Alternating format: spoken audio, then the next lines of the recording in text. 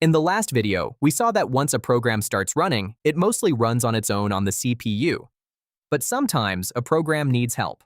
For example, reading a file, taking input from the keyboard, or printing something on the screen. In these cases, the program cannot do everything by itself. It needs help from the operating system. So how does this actually happen? This is done using something called a system call. A system call is a way for a program to request services from the operating system.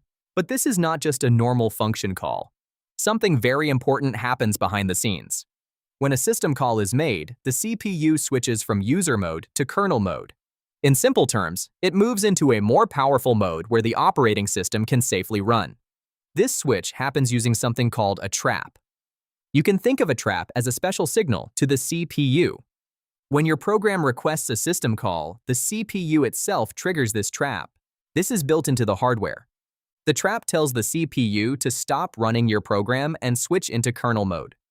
At this point, the CPU is still executing instructions, but now, instead of running your program's code, it starts running operating system code, so the OS does not run by itself. The CPU is always in control, but it is now executing OS instructions instead of your program. Now let's see what happens step by step. First, the CPU switches into kernel mode. Then it switches from the user stack to a separate stack called the kernel stack. Normally, your program uses something called a user stack. But in kernel mode, the CPU uses this separate kernel stack. This keeps things safe and isolated. Next, the CPU saves the current state of the process on the kernel stack. This includes things like the program counter and registers. You can think of this like taking a snapshot of where the program stopped. Then, the CPU jumps to the correct operating system code. Now the CPU is executing operating system instructions.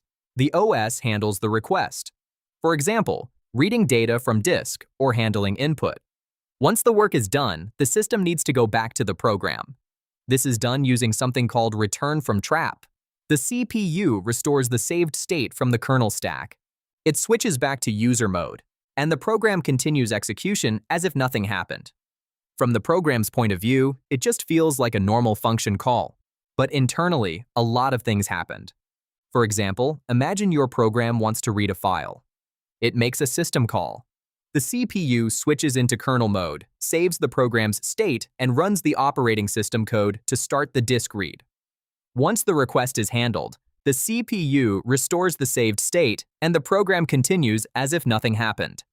Now here's an interesting point. This same mechanism is also used in other situations. For example, if a program makes an error, like accessing invalid memory, or when an external event happens, like a key press or a network packet.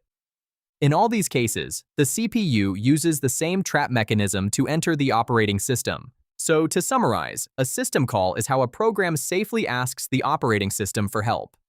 The CPU switches to kernel mode, saves the state, runs OS code, and then returns back. In the next video, we'll see something even more interesting. What if the operating system decides not to return to the same program? That's where context switching comes in, so subscribe if you don't want to miss the next video in this series.